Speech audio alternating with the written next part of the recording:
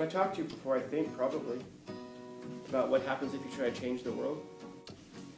Gandhi tried changing the world. What happened to him? He got shot. Lincoln tried changing the world. What happens to Lincoln? He got shot. JFK tried changing the world. He got JFK. He got shot. John Lennon tried changing the world through music, peace, and love. The guy took time from his very, very busy woman-beating schedule to write a song about peace and love. And what happens to John Lennon? I'll give you a hint. He got shot. No way, that's crazy. Anwar Sadat signs the first peace agreement between Israel and the Arab world. What do you suppose happened to Anwar Sadat? He got shot. You try to create a world that's different from the mask of identity that we're trying to portray on each other. There's a really good chance that you're going to get shot, because when you change the world, you're changing people's environments in which they presently thrive. If you change the environment, they're not going to do so well. Sharks are doing fantastically well in the ocean right now. If you bring those sharks on land, they die. Sharks will resist your effort to change the oceans into land, as they should, by the way. By the way, we should be careful before we change anything. Because what happens if we change the oceans into dry land and we kill all the sharks? The world perishes. So we should be really, really careful before we decide to start doing things like changing the ocean and saying the only reason you don't want the ocean changed is because you're a shark. Well, also because if you change the oceans, the world dies. If you try to change the world, be real damn sure that's something that you should be doing. And also be really damn sure that you're ready to die for it. Because there's a really good chance if you try changing the world, you're going to get shot.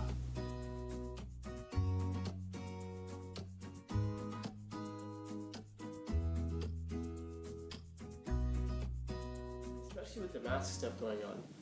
I wonder how easy it would have been for, sorry, I know it wouldn't have been easy, but I'm thinking of a scenario in which you just show up at your house and there's someone in there who's pretending to be you, and nobody notices.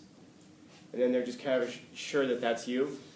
And then when you try to bring it up, they get mad at you for causing problems, and they kick you out and they keep the other person instead, because we're so just almost interchangeable. I don't know how many of you feel like that. You're just totally interchangeable with somebody else. You're as replaceable as a broken lawnmower part. The only way to combat that is you have to be able to present yourself as somebody or something that's useful in a way that nobody else is. In other words, if you're in a friend group and there's 5 of you, and as you know, you can never have a friend group bigger than that. So if one person's going to come in, that means one person has to leave. And it's almost this question of, okay, well, what does that new person bring to the group versus what you bring to the group? In other words, what is it about you that makes you irreplaceable? And there are things about you that probably make you irreplaceable. Or at least they make you able to blend into a different group, even if you're replaceable in your present group. And that's maybe what you want to do is present yourself to a better group. And I don't just mean a better class of friends. I mean as you mature. I'm thinking of one student right now, a former student right now, he's still here, who was telling me that he just doesn't fit in anywhere anymore. And this dude, I knew him as a 10th grader. He is not the same guy he was as a 10th grader. When I see him walking through the hallways, his expression is different. He carries himself differently. When this guy's walking through the hallways, he walks slowly. It's interesting. It's almost like he's walking through a dream. It's a dream and it's a dream that he's not dreaming. He's in somebody else's dream. And if you stop him and you ask him, hey, so-and-so, what are you thinking about? He pauses. And then he'll tell me what he's thinking about. And it really is something. And it isn't a matter of him just being I don't belong here, nobody understands me.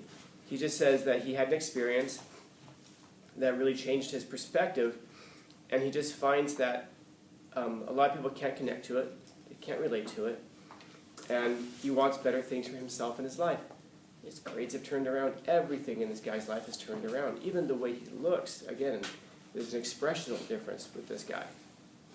And he's tried to connect with people here. It has not been a matter of I'm just so far beyond everybody. No, he's really tried to connect with people. He just doesn't fit in with them anymore.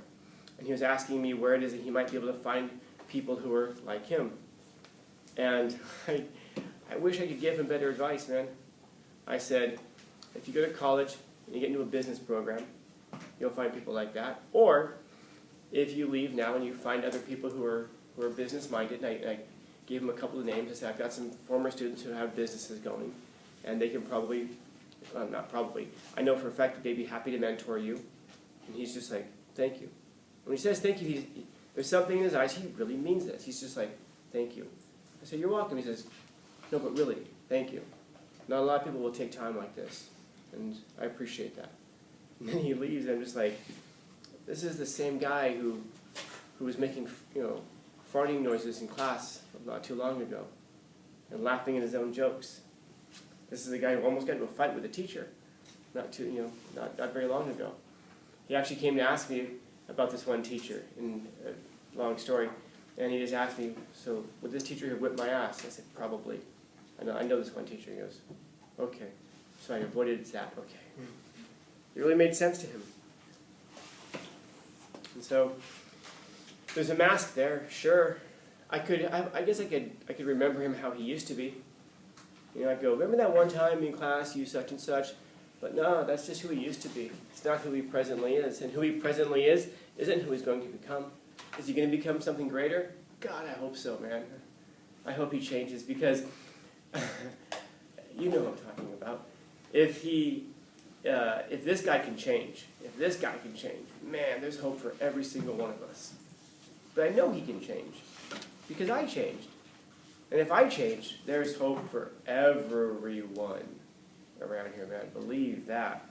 Believe that. I talk with people sometimes, and they'll say things like, man, I wish I'd met you when you were younger. I'm like, no.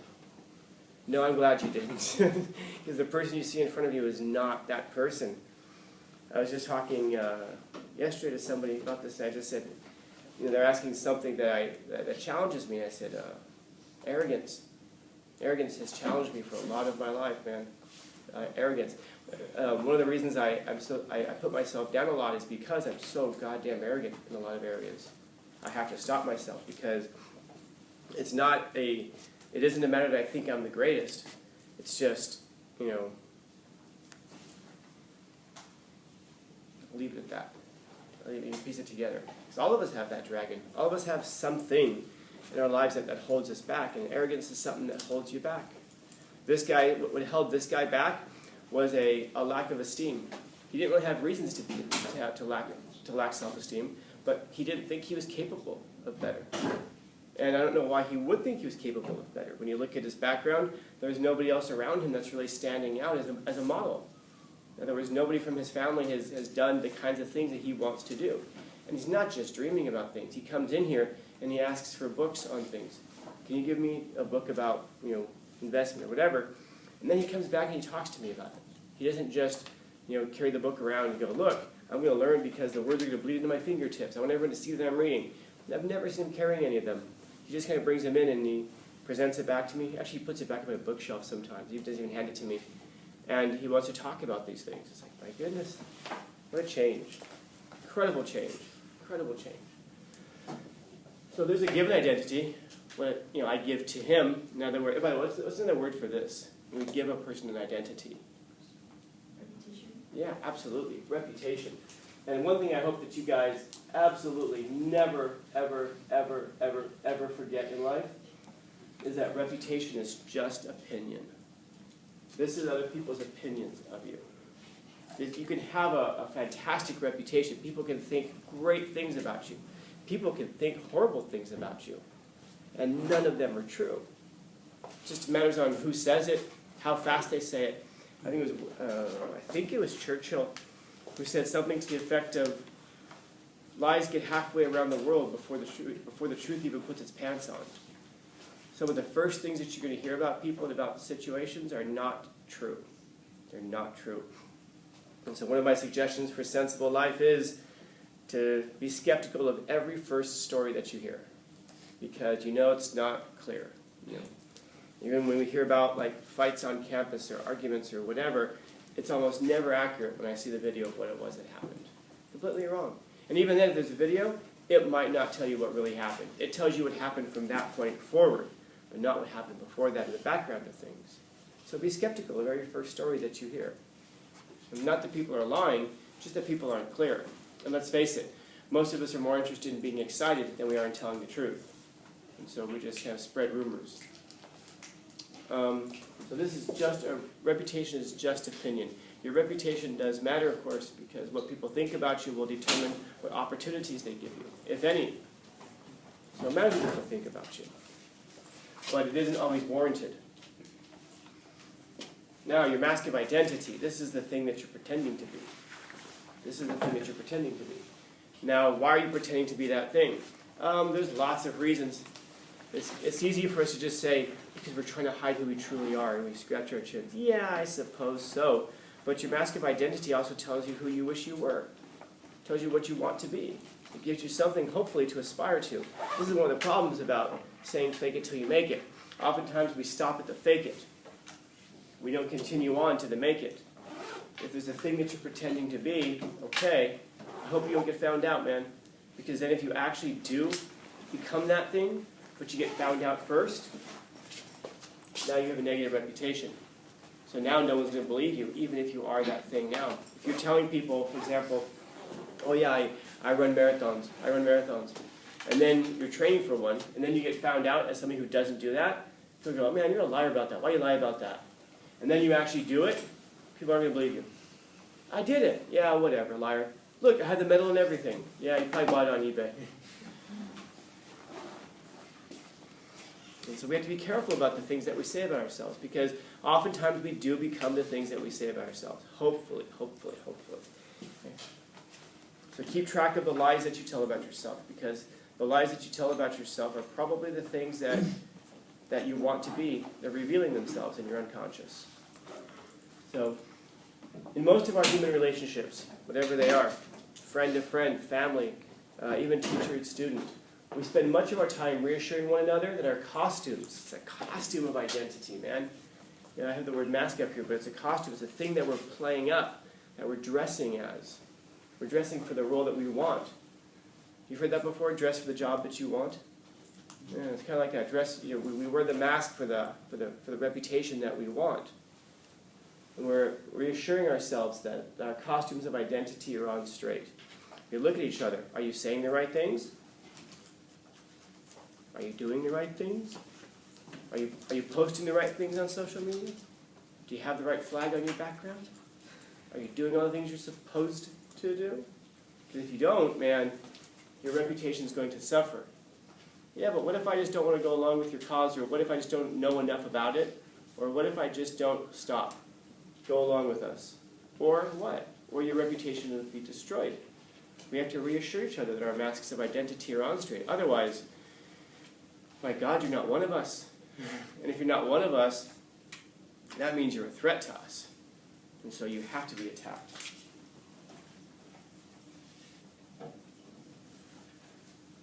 I talked to you before, I think, probably, about what happens if you try to change the world. Haven't I? Think about everybody who's trying to change the world. Gandhi tried changing the world. What happened to him? He died. How did he die? Starvation? No, he got shot. Oh, you have to wait. Yeah. Gandhi got shot. How do you shoot Gandhi? It doesn't take much, man. You could have done a BB gun on that guy. He's like 45 pounds. Yeah, Gandhi gets shot. Lincoln tries changing the world. What happens to Lincoln? He got shot. What about JFK? JFK tried changing the world. He got JFK'd. He got shot. John Lennon tries changing the world through music, peace, and love. The guy took time from his very busy woman beating schedule to write a song about peace and love. He did. You know what I'm talking about. Yeah. And what happens to John Lennon? I'll give you a hint. He got shot. No way, that's crazy. Anwar Sadat signs the first peace agreement between Israel and the Arab world. He's the Egyptian prime minister. They're so happy that they have a parade for him when he gets back. They tell him to wear something really bright and sit up front. Oh no. What do you suppose happened to Anwar Sadat? He got shot. He got shot. Yeah. If you try to change the world for the better, man, if you wear a mask, if you present yourself as you truly are, and you try to create a world that's different from the mask of identity that we're trying to portray on each other, there's a really good chance that you're going to get shot, because When you change the world, you're changing people's environments in which they presently thrive. In other words, everybody who's doing well right now is doing well in the present environment. If you change the environment, they're not going to do so well. Sharks are doing fantastically well in the ocean right now. You bring those sharks out land, they die. Sharks will resist your effort to change the oceans into land, as they should, by the way. And cockroaches will resist your efforts to try to change the land into water. Because wherever people are thriving right now, and wherever they're powerful, they're not going to want you to change anything. And by the way, we should be careful before we change anything. Because what happens if we change the oceans into dry land? It would kill all the sharks. The world perishes. So we should be really, really careful before we decide to start doing things like changing the ocean and saying the only reason you don't want the ocean changed is because you're a shark. Well, also because if you change the oceans, the world dies. So if you try to change the world, be real damn sure that's something that you should be doing. And also be really damn sure that you're ready to die for it, because there's a really good chance if you try changing the world, you're going to get shot. At least Jesus didn't get shot, though, right? You're crucified. Yeah, he got crucified, that's true. Yeah, that's gotta be fun. But then he rose again, according to the scriptures, on the third day. Yeah. It's an interesting case, by the way. I think about this from time to time, that Jesus is a guy who, whatever your religious beliefs or non-religious beliefs, most people agree, good dude, walked the earth, peace, loved people, turned over a table in the temple. I mean, who hasn't done that, though, right? This is the whole thing about him coming back and judging the world, but we'll wait. But besides that, peace, love your neighbor, all that. And yet when the guy's born, there's no room for him in the manger. There's no room for him, there's no room for him in the city, There's no room for him inside the city. This is a guy who is supposed to be heralded, who's supposed to be loved, but there's no room for him in the city. He has to be born in a manger outside of the town. And then as he's older, he goes to the temple as a child, and he's thrown out of the temple. There's no room for him in the temple. His own family throws him out. There's no room for him in his family. When he dies, he's buried outside the city. There's no room for him inside the city. This is a guy who wore no mask, man, and did wonder and was very kind, and yet his reputation was all over the place at the time. His reputation was so bad that it got him killed. And it makes me wonder sometimes, why is it that the world could not get along with the holiest man who ever lived, and yet somehow it gets along just fantastically well with me? I don't know, man. Are we compromised? Are we wearing a mask to blend in? Are we doing the things that are really right? Because it seems to me that everybody who does things that are really right, well, they get shot. I guess I'm sitting here wondering, where's my gun shop? Or am I just not true enough? Now, I'm not asking anybody to shoot me. We understand that, right? Please don't show up tomorrow and be like, Scanlon wanted this. It just makes me wonder, that's all. That's all I'm wondering. I'm just wondering out loud here. And so, yeah. I guess I would say don't worry so much about your reputation, but we will. We will. And it does matter. That's the hard part. It does matter. I'm just saying it's out of your control. You can do really great things, and you can get shot and crucified. You can do really, really terrible things and get elected president. Questions, comments, concerns, complaints, criticisms, critiques? Yeah. For the don't want about the reputation part, I sort of disagree with that. Because the reputation that people give you does affect how they speak to you. Because I don't want to be lied to, and honestly, I don't think anyone does. Yeah, I think I said that. That we can say, don't let it bother you, but of course it matters. Yeah, how people talk to you. That's a really hard thing. Like, how do you present yourself in such a way that people are willing to tell you the truth? How do you present yourself in such a way that people are willing to tell you the truth? And not tell you like some, insulting piece of information. I hate you, you're a piece of crap. Hey, I'm just telling you the truth. No, in that case, you're probably not telling the truth. You're probably telling the truth about who you are, but you're not telling the truth about the person who you're criticizing. Two very different things. But yeah, I agree with you, man. I'd rather have someone who's ready to tell me the truth. I'd rather have someone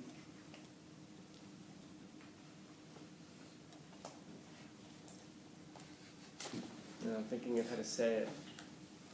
I would rather have a person who tells you the truth rather than pretending to be an angel that's really a devil. Someone who's going to stab you in the back. That's a person who, and by the way, there's a reason that people lie. Weak people have to lie. Weak people have to lie because that's how they survive. A strong person can't tell the truth. The weak person is the one who has to do little things behind your back, or the weak person is that person who, for example, they sit there and they're screwing around, and then when the teacher stands up, they start to pretend to work, and they pretend like they're not messaging people. That's the weak person. That's the person. And by the way, they have to do that. They're little craven cowards. They're usually like 45 pounds too, if you've ever noticed. But they're little craven cowards, and that's why they have to do that, because they're weak people. By the way, this is why I do not trust weak people. I do not trust weak people, because weak people are easily swayed by your enemies. A weak person is someone who will want to be on your side, by the way. They really will want to be on your side. But then when some danger comes along, they'll be the ones to scatter. They'll be the ones to pretend to be something other than what they are. A strong person, and that's the person, by the way, who's going to lie to protect themselves. A strong person doesn't have to do that. So, I hear you, man. So when someone's lying to you like that, it isn't just that they're trying to change your worldview. It's that they're presenting themselves as someone you cannot trust when things go bad. Yeah. Others? All right, well, happy Tuesday, huh? Yeah. I was asking when we started, is it dark enough? I think we can make it always darker. We can make it darker. Yeah, we we can can next make time. anything dark. Just make it cold. Just add murder. And just talk about that. Death, yeah, let's field trip this weekend.